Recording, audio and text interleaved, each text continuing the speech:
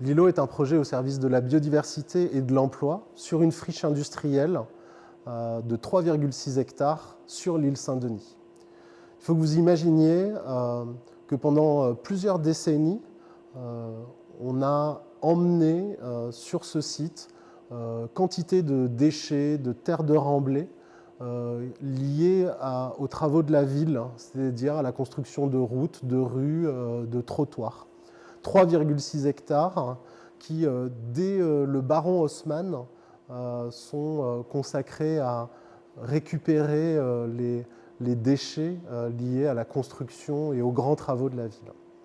La ferme florale d'Allage est née de différentes préoccupations. La première, c'est celle que 80% des fleurs vendues en France viennent d'Amsterdam, marché mondial de la fleur, bourse mondiale de la fleur, fleurs qui, après, pour la plupart, sont produites à 10 000 km d'ici, en Afrique de l'Est, en Amérique latine. Le deuxième constat, c'était le fait d'avoir à l'intérieur d'Allage des savoirs expérientiels et des compétences sur la production de fleurs.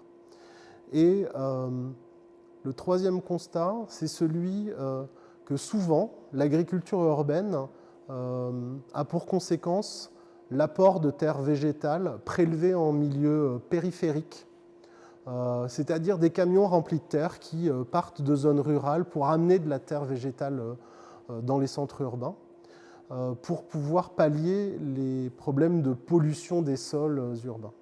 Or, en plantant de la fleur, on peut contourner la question de la pollution, soit parce que la fleur n'est pas consommée, soit parce que les polluants n'ont pas de mobilité dans le végétal.